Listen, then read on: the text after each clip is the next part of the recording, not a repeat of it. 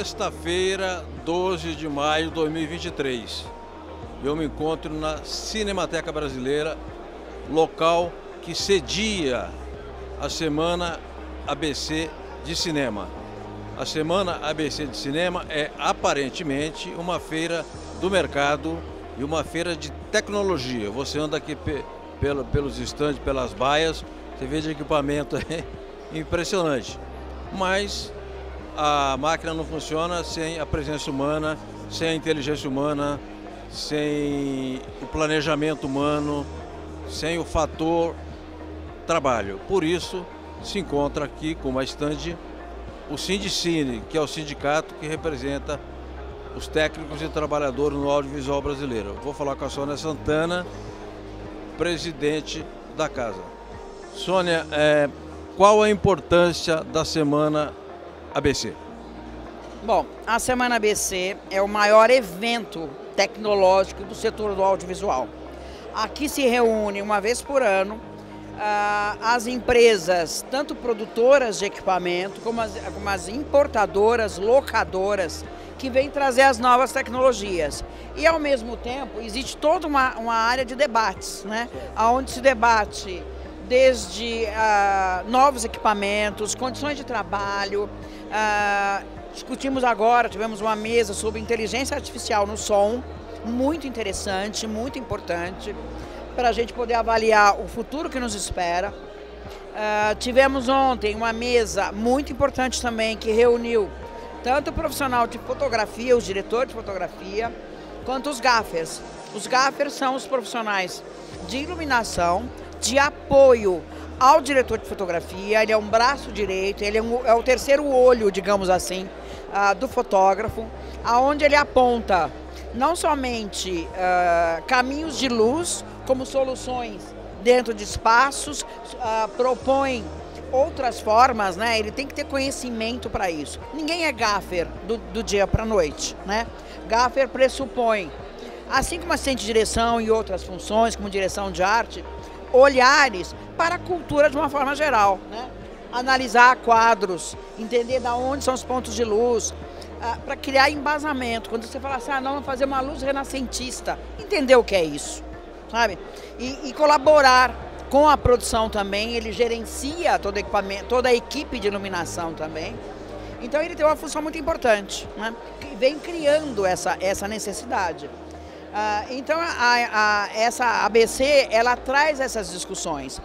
Também tivemos ontem uma mesa muito interessante com a Marília Carneiro, que é uma das maiores figurinistas que nós já tivemos no Brasil. Ela foi 50 anos de Globo e fez filmes memoráveis, né? Como Xangô de Backstreet, e veio contou todo o projeto. E é maravilhoso.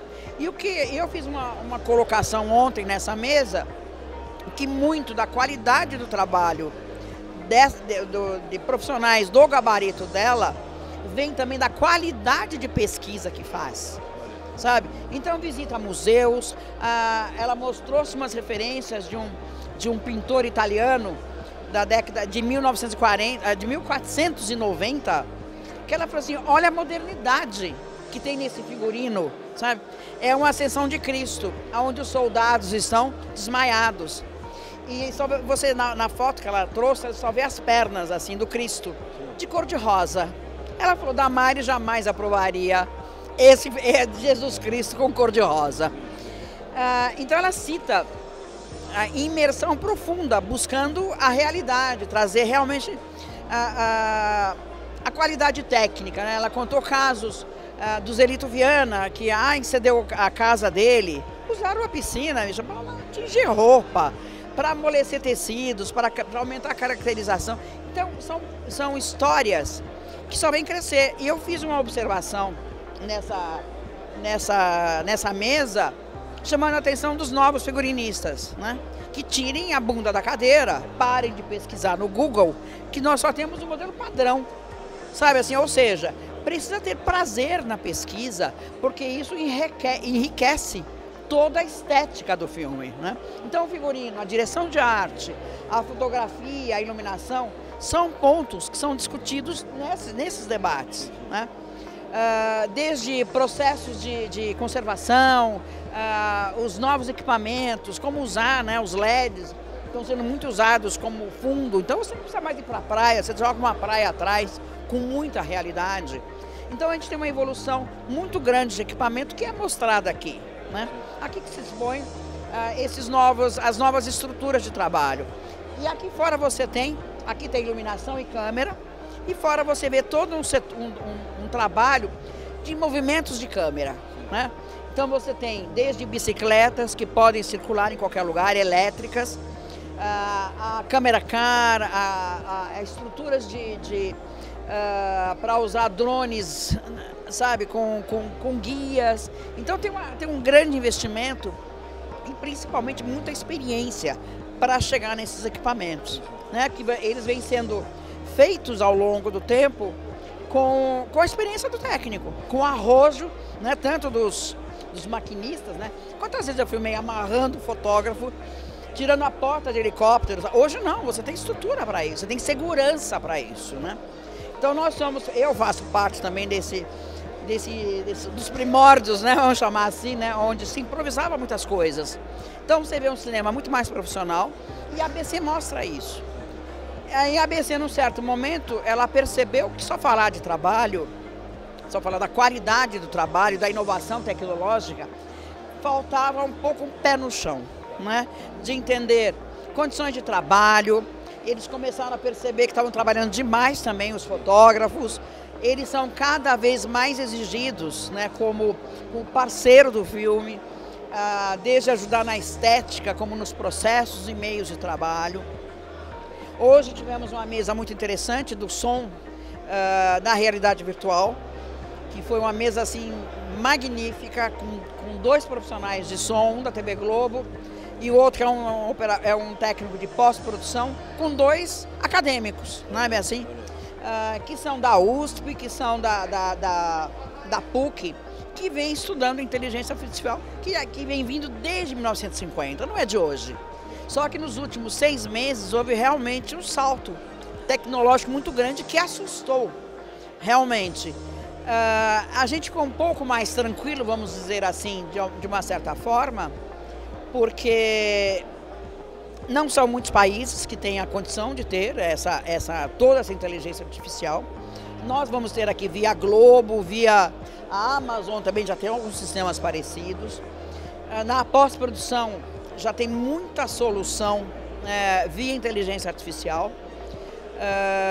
Então é isso, quer dizer, traz a modernidade. Nós trouxemos a discussão do trabalhismo, como fica o trabalhador perante essa nova realidade, que vão precisar de profissionais cada vez mais com qualificações específicas e muitas funções vão desaparecer. E aonde? Quer dizer, tudo isso vai ter que chamar uma política pública também, porque não é que o cara não vai deixar trabalhar, aonde ele vai trabalhar, sabe? Porque a sofisticação, hoje você tem esse sistema, uma semana depois ele já está morto, sabe? É muito rápido isso. Então é basicamente a juventude que vai acompanhar isso, né, com mais velocidade, e ao mesmo tempo a experiência está nos mais velhos, né? O olhar mais técnico, mais artístico, vamos chamar assim, está nos mais velhos, né? Como é que você vai qualificar, né? Então o que a gente pediu hoje, o apoio da academia em manter todos os trabalhadores, né, manter quem se relaciona com o trabalho, com indicações para onde a gente está indo, para a gente também entender para onde nós temos que ir, que proteção temos que buscar.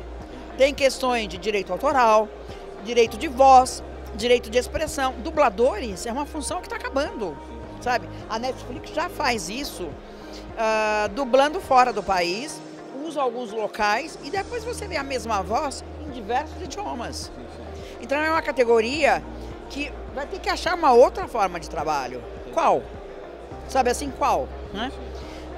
Então, assim, vai ter que haver muita adequação, muita gente realmente. A previsão é que ao longo de 5, 6 anos, 40% desse mercado de trabalho realmente mude, né? Ou não tenha onde trabalhar. Vai ter que ter uma política social de distribuição de renda, porque vamos ter, sabe, gente que não vai ter ocupação, porque tudo está caminhando para essa inteligência artificial, não só no audiovisual, como em diversos outros setores, bancário, sistema financeiro, sistema de telefone, um monte que vai ser precarizado por conta disso, né? Quando a gente esteve na OIT, em fevereiro desse ano, se falou muito da inteligência artificial, se entendeu a preocupação da OIT de que sim, ela vai existir, mas ela não é uma prioridade. A OIT também entende, assim como eu, que a insistência na inteligência artificial a qualquer preço, né, ela visa precarizar, né, visa a privilegiar, porque vai ficar numa zona difusa. De quem é o direito, sabe assim? Porque até então a inteligência artificial está sendo quase que um plágio, né? Ela não está realmente criando coisas, pelo menos aqui no Brasil, né? Fora, na China e nos Estados Unidos, que são os dois maiores atuantes, né, no desenvolvimento da inteligência artificial. E é isso que a gente espera agora. Vamos ver, vamos entender no Congresso agora, no Senado, a primeira audiência do Conselho de Comunicação, do qual eu faço parte, vai ser sobre inteligência artificial. E vamos ter várias discussões ao longo do mandato. O senador Rodrigo Pacheco, ele entrou com PL a respeito, então a gente vai discutir isso também, aproveitando já o gancho dele, né, e entendendo o arrojo dele em restaurar o Conselho, que é pelo Senado. Então a gente espera realmente poder fazer uma gestão histórica nesse Conselho, trazendo temas atuais. Um deles, que é recorrente, é a violência contra os profissionais da comunicação. Sim. Né? Então isso é um tema que está sempre no radar do Conselho de Comunicação. Perfeito. O Conselho de Comunicação ele é previsto na Constituição. E o Bolsonaro só não extinguiu porque ele não teve forças e amparo legal para isso. Então os seus membros foram empossados agora, se não me engano, dia 3. E ele terá um papel importante junto ao Congresso Nacional. Mas, Sônia, eu queria voltar aqui à questão trabalhista, já que nós estamos aqui no Sindicine, né? Porque é claro que a tecnologia, ela realmente é deslumbrante, né? Essa tecnologia na área do audiovisual é uma coisa impressionante, porque ela passa a ser decisiva na elaboração, né? Durante toda a fase de elaboração do produto, seja na publicidade, seja na área de ficção, e sobretudo na qualidade final do produto, né? Agora, existe o trabalhador, existe a centralidade do trabalho na existência humana, como existe, mal comparando, numa metalúrgica, como existe no supermercado, como existe no banco. O fator trabalho será sempre um fator central. Como é que se encaminha essa discussão com o mercado? O mercado fica muito apegado a resultados imediatos e de lucratividade, ou o mercado poderá ter um olhar também para o fator trabalhista que você chama? Bom, o mercado está sempre procurando aumentar os seus ganhos, né? Faz parte do mercado, né? Da sua lógica, realmente, né? Obviamente que nós temos a expectativa de acompanhar esse mercado, de buscar uma remuneração adequada à responsabilidade que se tem diante dessas novas tecnologias, de novos equipamentos que não são baratos, né? A gente tem várias limitações, né, em termos de importação de equipamento, de estruturas, mas obviamente que o interesse do mercado em aumentar a inteligência artificial, que a gente sabe que ela ainda está muito capenga. No encontro de hoje, nessa mesa de hoje, que era sobre som, um dos pesquisadores, que é da USP, ele falou assim, que ele tem uma frase que ele diz o seguinte, que a inteligência artificial ela é deslumbrante e ao mesmo tempo muito perturbadora, né? Primeiro, pelas implicações que ela pode ter com o mau uso, né? Então hoje se fala só do ChatGPT, desses novos sistemas, né? Não são ferramentas do trabalhador de uma forma geral. Então são sistemas, né, que eles chamam de sistemas neurais, né? Da inteligência aprender alguma coisa. Mas isso, segundo eles, não é tão imediato. Nós teremos, a própria Globo tem uma série de pesquisas, Recriando Voz, vai ter um novo uma nova novela que já passou, que os atores estão mortos, vai ser recriada. Casablanca vai ser refilmado, inteligência artificial. Refilmado não, recriado. Então você vai ouvir a voz do Humphrey Bogart, sabe, no original, sabe? Porque ela vai pegar isso, ela vai fazer, já faz, né? Pega pontos e reproduz. E aí nós questionamos, e os direitos? Né? Não só. Como fica? No caso do Humphrey Bogart, os direitos da família, sabe assim, ou seja, como fica o profissional que cede a sua voz, o ator? Então o direito não vai ser apenas da imagem, mas de expressões, sabe, de formas de colocação, né? Porque não a inteligência ela é exposta, que é o algoritmo na realidade, né? São expostos a diversas provocações o tempo inteiro e ela vai aprendendo, sabe? E tem foram apresentadas diversas referências muito interessantes, né? E perturbadoras realmente, né? Então há que se preocupar, claro, né? Na medida que nós temos todo um aprendizado nesse nível, é caro, envolve paciência, quem ensina tem que ter a tecnologia, né? Então a gente não tem certeza de nada. Hoje ela funciona dessa forma, amanhã não sei como, mas ela está crescendo, ela vai chegar a pensar, sabe? Realmente ela vai chegar a pensar. Um dos rapazes aqui que esteve como de pós-produção, ele criou a apresentação dele nesse sistema do Shep lá, né? E no final a voz falou assim para ele: boa reunião para você, sabe? Começa, óbvio, martelando o algoritmo o tempo inteiro, né? E você vê a evolução, desde modulação de voz, né? Você liga, você atende um telefone de uma gravação, não tem tom, mas ela vem evoluindo. Então, para dar uma notícia, são vários tons, né? Desde tragédia, então ele mostrou vários, né? É muito interessante, né? Então ele é muito interessante e assustador ao mesmo tempo. Sônia Santana, eu quando vou ao cinema, eu primeiro, claro, eu sou atraído pelo nome do filme, pela temática, pelo diretor, por alguma coisa às vezes assim gráfica que me chama a atenção no cartaz ou no card que chega do filme. Mas você falou na primeira parte da entrevista, você citou uma quantidade enorme de funções numa produção de uma peça ou de publicidade ou num longa-metragem. E quero crer que você citaria aqui umas 50 funções, talvez até mais, né? Que estão ou estarão no futuro no Código Brasileiro de Ocupações. Bom, esse povo está aí. Tem os mais antigos, que têm essa experiência técnica, política e estética, e os jovens. E a tecnologia correndo aceleradamente. Eu pergunto, é preciso haver qualificação ou os cursos regulares que nós temos já qualificam esse pessoal? Não qualifica. Nós não temos ainda cursos que realmente qualificam.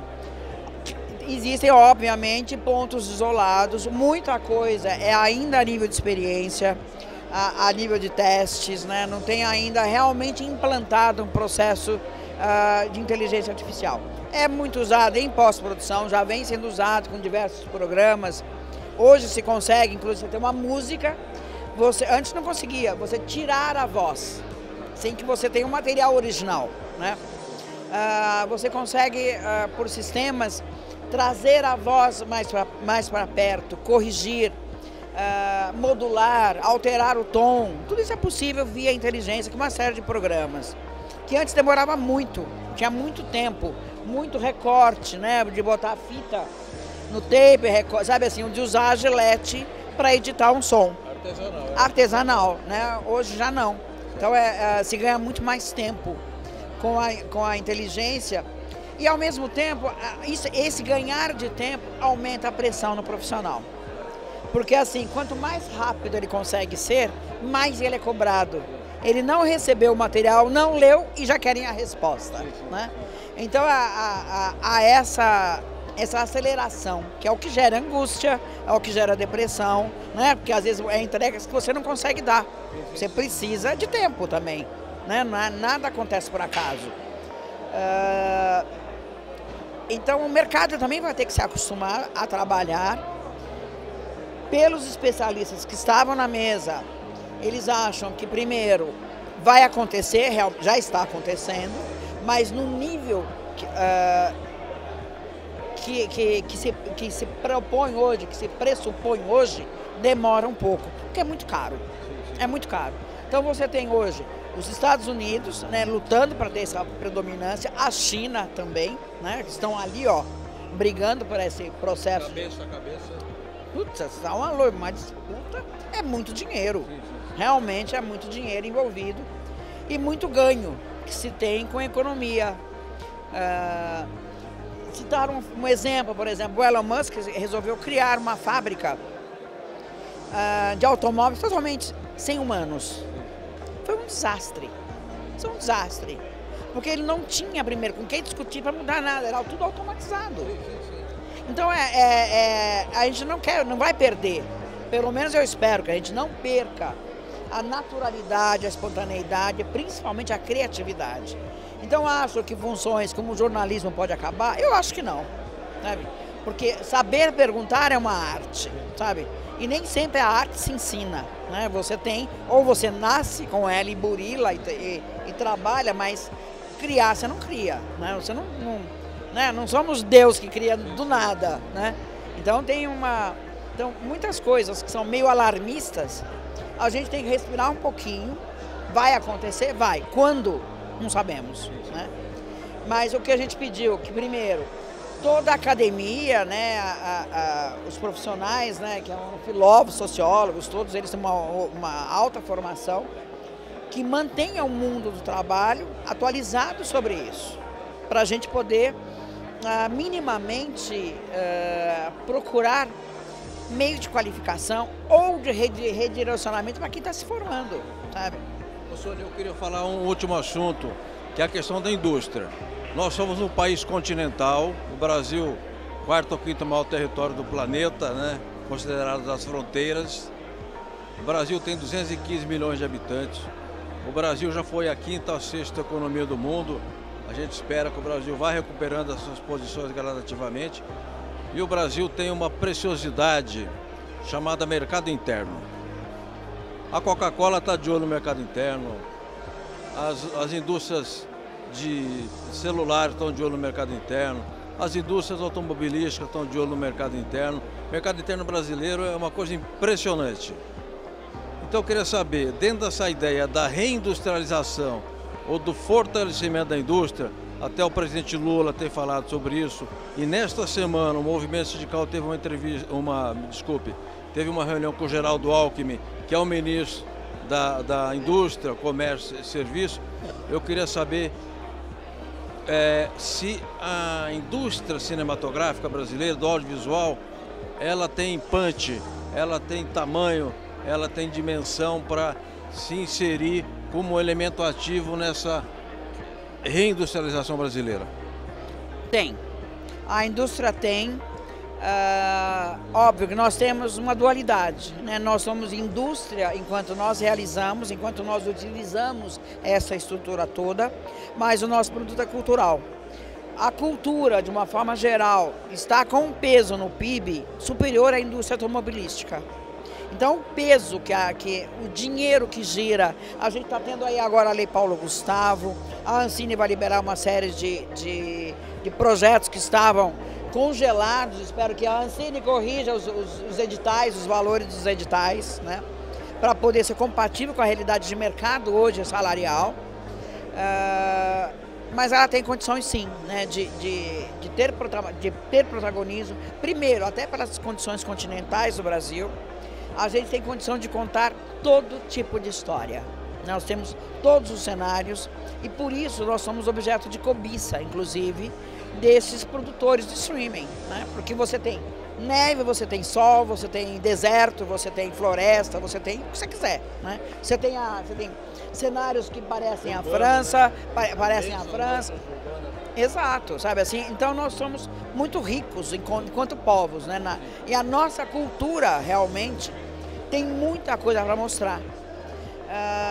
E acho que está na hora da gente deixar temas, um pouco mais os temas internacionais, gerais, e olhar para a gente, né? Ontem eu vi, chegando em casa, aquele Hollywood, que é uma delícia de ver, que é tipicamente brasileiro, sabe assim? Então, assim, desde... tem um filme que eu adoro, que é A Marvada Carne, sabe? São histórias que nós temos, Macunaíma, ou seja, a gente tem um material tão rico aqui dentro, e o brasileiro gosta de ver, sabe? Gosta de ver. Óbvio que a geração nova prefere ver os Vingadores, sabe?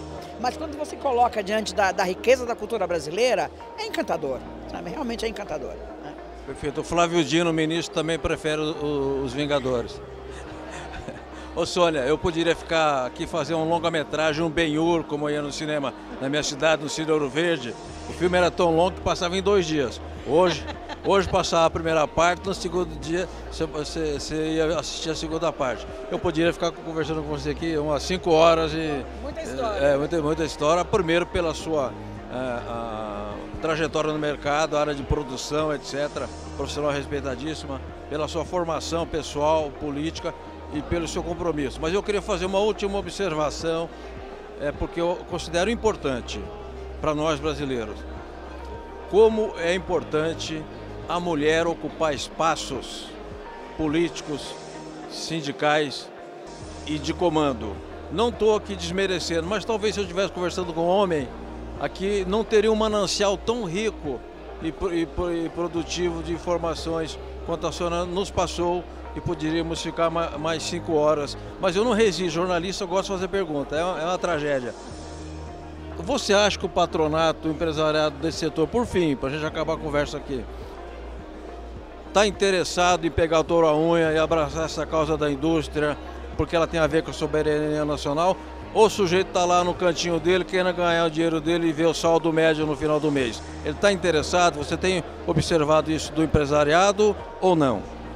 Está interessado, né? Até porque a gente pode ser protagonista e somos em diversas situações. A gente vê eles primeiro buscando mercado internacional, vender o Brasil fora, trazer para cá, criar coproduções. A gente tem sim muito potencial para crescer como indústria e para crescer como atividade artística, como uma indústria criativa também, né?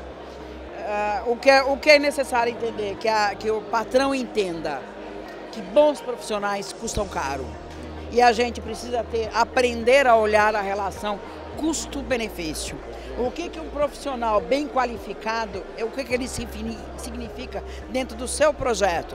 Ele significa menos risco, celeridade, conhecimento e principalmente segurança. A partir do momento que a empresa responde pela segurança do projeto, ter um set seguro significa que ela também está segura. Então ela precisa deixar, até pela concorrência, né? A gente viveu momentos muito difíceis, né? De concorrências desleais, de produtoras que têm uma boa estrutura e outras que alugam uma sala de coworking. Não dá para concorrer nas mesmas condições, né? Em quem investe na atividade. Eu valorizo muito a produtora que investe, que procura criar profissionais, que procura orientar profissionais, ter o seu espaço, ter estúdios, equipamentos, minimamente que seja, inclusive para poder fazer testes, né? Para poder dar ferramentas para o diretor trabalhar, sabe? Então a gente, assim, a indústria tem condição de ter um papel de destaque. Vamos crescer muito mais ainda. Temos um governo que apoia o audiovisual, entende que o audiovisual é uma arma política também, como sempre foi, sabe? Ele pode ser usado por bem e por mal, tá certo? Né? Já tivemos várias situações. Mas aqui a gente tem realmente condições de criar uma indústria pujante, sabe, assim, muito criativa, e a gente tem que parar de nos espelharmos, né, no que faz fora como estética e olharmos para a nossa estética, né? Porque nós temos muitas cores, né? Nós somos um país, né? Eu vejo filmes nórdicos, você fala, meu Deus, que tristeza, tudo cinza, tudo, sabe? Nós temos muita cor e também temos o cinza, sabe? Então é olhar para a gente e produzir. Bacana, Sônia, muitíssimo obrigado, que a semana tenha pleno êxito. Só pelo movimento, pelo burburinho aqui, vocês já percebem que tem muita gente e o povo fala, conversa, se encontra, se reencontra também. A semana, eu estava falando há pouco com o Leone, né, que é diretor do sindicato, e ele dizia exatamente dessa oportunidade de reencontro que é muito rica pessoalmente, muito gratificante para os profissionais.